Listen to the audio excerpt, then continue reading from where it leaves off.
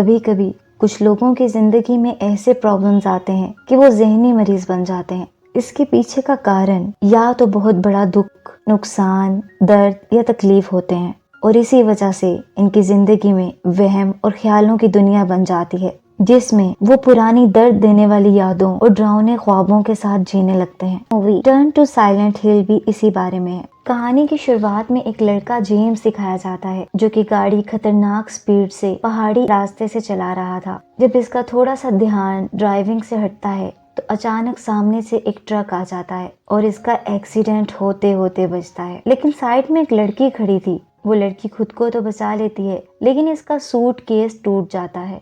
James इसकी मदद के लिए आता है और कुछ ही देर में वहाँ एक बस आ गई थी जो कि वहाँ की आखिरी जाने वाली बस थी। वो लड़की मैरी अपने सामान को समेट नहीं पाती, जिसकी वजह से उसकी बस छूट जाती है। मैरी को हकीकत में शहर की तरफ जाना था, लेकिन अब इसके पास अपने होम टाउन वापस लौटने के अलावा कोई चॉइस नहीं थी। जेम्स इससे माफी मांगते हुए कहता है कि आपकी बस सिर्फ मेरी गलती की वजह से छूटी है। अगर आप चाहें तो मैं आपको अपनी गाड़ी में आपके होम टाउन छोड़ सकता हूँ। मैरी को जेम्स की बात माननी पड़ती है, इसलिए वो साइलेंट हिल की तरफ जाने का इरादा करते हैं। लेकिन अचानक से मौसम बदल जाता है, हवा चलने लगती है और बादल सूरज को छुपा लेते हैं।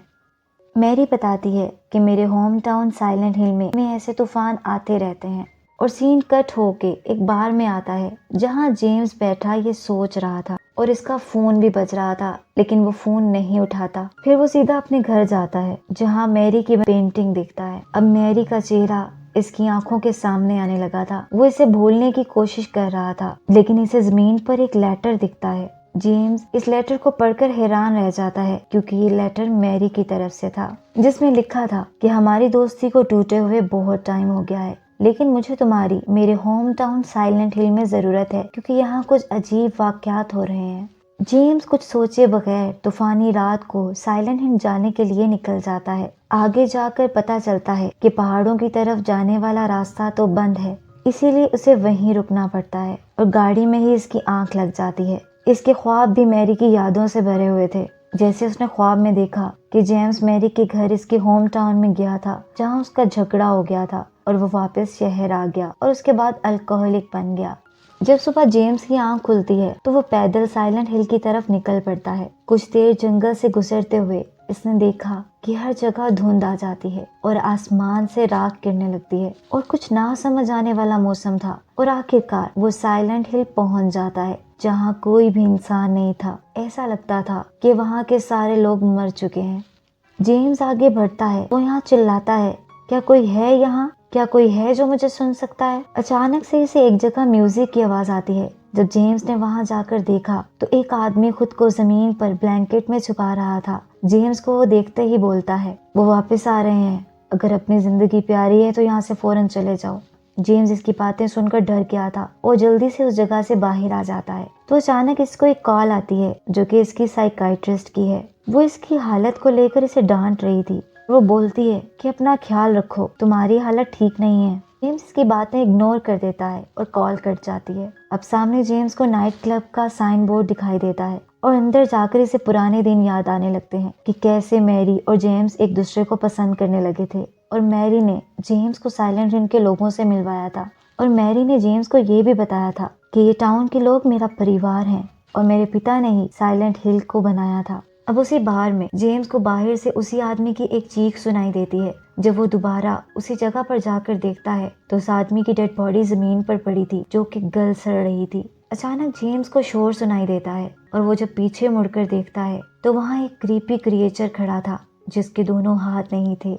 वो जेम्स को देखते ही अपने बॉडी के अंदर से जहर निकालकर इस पर हमला करता है। जेम्स इस पर हथियार से हमला करता है और इसे नीचे गिराकर अपनी जान बचा लेता है, लेकिन वो क्रीपी क्रिएचर मरा नहीं था, वहाँ पड़ी वैन के नीचे जाकर गायब हो जाता है। अब जैसे जैसे दिन ढल रहा था अजीब अजीब आवाजें इस टाउन से आने लगी थी। अब जेम्स बहुत तेजी से भागने लगा था और अचानक वो किसी चीज से टकराकर गिर जाता है और इसी जगह से बहुत से क्रीपी कॉकरोचेस को भी देखता है जो अपने ग्रिल से बहुत ज्यादा निकल रहे थे। ये बड़े साइज के कॉकरोचेस जेम्स की तरफ बढ़ रहे थे। किसी भी तरीके जेम्स एक बिल्डिंग के अपार्टमेंट में आकर इसके डोर को लॉक कर लेता है। जल्द ही वो क्रीपी कॉकरोच इस अपार्टमेंट के ग्लास पर चिपक जाते हैं, लेकिन अंदर नहीं आ सकते थे। फिर जेम्स आगे की तरफ बढ़ता है और इसे फिर याद आने लगता है कि ये वही अपार्टमेंट है जहाँ ये दोनों रहा करते थे। फिर इसी जगह इसे लगता है जैसे मैरी इसे बुला रही है। जेम्स मैरी को ढूंढने लगा था और एक बहुत तेज शोर से अब जेम्स का सर भारी होने लगता है। वो जल्दी से अपनी साइकाइट्रिस्ट को कॉल करके बताता है कि मेरे सर में बहुत दर्द है और मैं बर्दाश्त नहीं कर सकता और मुझे यकीन है कि मैरी जिंदा है। इससे पहले जेम्स इसे कुछ और बताता, इसके फोन की बैटरी डेड हो जाती है। जेम्स अभी भी तकलीफ में था और ये जगह बहुत डरावनी थी। हर जगह इसे बहुत सी क्रीपी क्रिएचर्स देखने को मिल रही थी। फिर अचानक जेम्स की नजर एक फोटो पर पड़ती है जहाँ से कहानी दोबारा फ्लैशबैक में जाती है। जिस दिन जेम्स ग्रोसरी शॉप से मैरी के अपार्टमेंट में आया था तो साइलेंट हिल टाउन के बहुत सारे लोग मैरी के घर में जमा थे और उसको घेरा हुआ था और उससे कुछ अजीब अजीब बातें कर रहे थे। जैसे ही इन लोगों ने जेम्स को देखा तो इन्होंने इसके सामने बहुत अच्छा बनने का नाटक किया और वहाँ से चले गए। जेम्स मैरी को हैरानगी में कहता है कि ये लोग कैसे बगैर बताए अपार्टमेंट में आ सकते हैं, लेकिन मैरी ये सुनकर इन लोगों के हक में बोलती है। ये कहती है कि ये लोग ही मेरी फैमिली हैं। फिर सीन दोबारा प्रेजेंट में आता है और जेम्स को फिर से अंधेरे में खांसी की आवाज सुनाई देती है। जब वो जाकर देखता है तो वहाँ वह एक बीमार आदमी बैठा था। वो जेम्स को देखकर हैरान था। जेम्स को बताता है यहाँ साइलेंट हिल में तो कोई भी जिंदा नहीं है। कुछ ऐसा हुआ कि यहाँ बहुत बुरी आग लग गई। इसने यहाँ के पानी को जहरीला कर दिया, जिसकी वजह से यहाँ के लोग मर गए या पागल हो गए। और फिर इसी जगह पर मॉन्स्टर्स नजर आने लगे। अचानक से इन्हें फासले में बच्चे की रोने की आवाज आती है तो ये दोनों उधर ही आगे बढ़ने लगते हैं। जेम्स को वहाँ एक बच्ची मिलती है जो वहाँ छुप रही थी। जेम्स चाहता था कि इसकी मदद करे, लेकिन अचानक एक क्रीपी क्रिएचर वहाँ आ जाता है, जिसे देखकर वो आदमी तो वहाँ से भाग गया था क्योंकि इस ड्राउनी क्रिएचर का सर पिरामिड जैसा था और हाथ में बहुत बड़ी तलवार थी। वो क्रीपी क्रिएचर जेम्स को देखकर इसे पकड़ने की कोशिश करता है, लेकिन जेम्स वहाँ से भागने लगा था और इसके भागने की आवाज से बहुत सारे छुपे हुए क्रीपी मॉन्स्टर्स भी इस पर हमला करने की कोशिश करते हैं, जो बहुत खौफनाक थे। और कुछ मॉन्स्टर्स का तो शरीर ही नहीं था और एक मॉन्स्टर मकड़ी जैसा बहुत ही क्रीपी था। जेम्स इन सबसे बचने की कोशिश कर रहा था और आखिर एक जगह छुप जाता है। जब पिरामिड मॉन्स्टर को जेम्स नजर नहीं आता तो वो इसके रास्ते में आने वाले सारे दूसरे क्रीपी क्रिएचर्स को मौत के घाट उतार देता है। जेम्स का सर दर्द फिर बढ़ जाता है, जिससे अब वो बेहोश हो गया था। अगली सुबह जब जेम्स की आंख खुलती है तो वहाँ से वो बाहर आता है, जहाँ वही छोटी बच्ची थी जो अपनी डॉल के साथ जेम्स को कहती है कि डॉल मुझे मैरी ने दी है। जेम्स उस बच्ची से मैरी के बारे में पूछता है कि अचानक से वो बच्ची भागने लगती है और जेम्स इसका पीछा करता है। वो बच्ची असल में एक ट्रैप थी जो कि जेम्स को भूल भुलैया में फंसा देती है। अब काफी देर तक जेम्स भूल भुलैया में ही भटकता रहता है, लेकिन बहुत ज्यादा भटकने के बाद उसे वहाँ एक लड़की मारिया मिलती है। वो इसे कहती है कि तुम पहले नॉर्मल इंसान हो जिसे मैंने यहाँ देखा है। वो इसे भूल भुलैया से बाहर तो ले आती है तो वही लड़की मारिया जेम्स को एक हॉस्पिटल की तरफ ले जा रही होती है और यहाँ भी सब कुछ बहुत अजीब सा था। यहाँ बहुत सारी टेप रिकॉर्डिंग्स और फाइल्स मिलती हैं और एक टेप रिकॉर्डिंग में डॉक्टर मैरी की बीमारी का भी बता रहा था और एक मेडिसिन के बारे में बात कर रहा था जो बहुत सालों से मैरी ले रही थी। वो लड़की मारिया जेम्स को ये भी बताती है कि यहाँ बहुत सी अफवाहें हैं कि यहाँ एक कल्ट था जो मैरी के बाप को पूछते थे। लेकिन अचानक से इस लड़की मारिया और जेम्स को शोर सुनाई देने लगता है और पूरे टाउन में सायरन बजने लगे थे। मारिया जेम्स को खींचकर कमरे से बाहर ले जाती है, लेकिन बिल्डिंग आग लगने की वजह से आधी जल चुकी थी। लेकिन उनको दूसरी साइड पर रास्ता तो मिल जाता है और बहुत से कमरों से गुजरते हुए जा रहे थे और हर कमरे में मॉन्स्टर्स थे और वो आखिर एक कमरे तक पहुंच जाते हैं जहाँ इस हॉस्पिटल की नर्सेस के भूत थे और उनके हाथों में हथियार भी थे। वो सब स्टैचू की तरह थे, लेकिन अचानक से एक नर्स का मॉन्स्टर एक मेटल को किसी जगह पर मारता है जिससे आवाज होती है और वहाँ मौजूद सारे मॉन्स्टर्स जिंदा होकर जेम्स और इस लड़की पर हमला करने के लिए पीछे भागते हैं। अब वो बचते बचाते एलिवेटर के पास पहुंच जाते हैं, लेकिन इन मॉन्स्टर्स के हमले से इस लड़की को चोट लग गई थी। आखिरकार वो इनके हमलों से बच ही गए थे और जेम्स देखता है इस लड़की की चोट बहुत गहरी है और वो वहाँ पड़ी उसे बैंडेज करता है। जेम्स आगे बढ़ता है और इसे सीढ़ियों के ऊपर एक बंद दरवाजा मिला जेम्स को वहाँ मैरी तो नजर नहीं आती, लेकिन एक भयानक सी क्रिएचर इस पर हमला कर देती है और उस क्रिएचर के 4 हाथ थे। जेम्स इस खौफनाक क्रिएचर से खुद को छुड़वाने की बहुत कोशिश करता है, लेकिन वो क्रिएचर तो बहुत डरावना और ताकतवर था। जेम्स को अपने कब्जे में कर लेता है। अब यहाँ से सीन दोबारा कट होता है और असल प्रेजेंट में आता है, जहाँ जेम्स को हॉस्पिटल में दिखाया जाता है।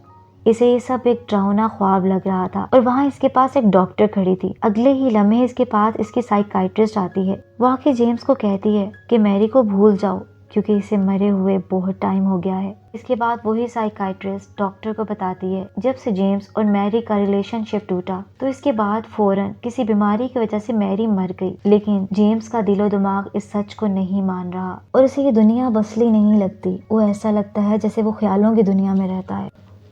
फिर दिखाया जाता है कि जेम्स दोबारा अपनी पुरानी डरावनी यादों में साइलेंट हिल में उसी लड़की के पास था जिसको वो बता रहा था कि मुझे मैरी नहीं मिली। उस लड़की ने भी कहा कि हमें यहाँ से चले जाना चाहिए, लेकिन जेम्स मैरी के बगैर जीने का सोच भी नहीं सकता था, इसलिए वो उसे ढूंढना चाहता है। वो एलिवेटर की तरफ बढ़ता है। वो लड़की से रोकती है मगर जेम्स नहीं सुनता, इसलिए वो उसके साथ चलने का फैसला करती है। जब एलिवेटर नीचे की तरफ गई तो इस लड़की मारिया का चेहरा बहुत भयानक हो गया।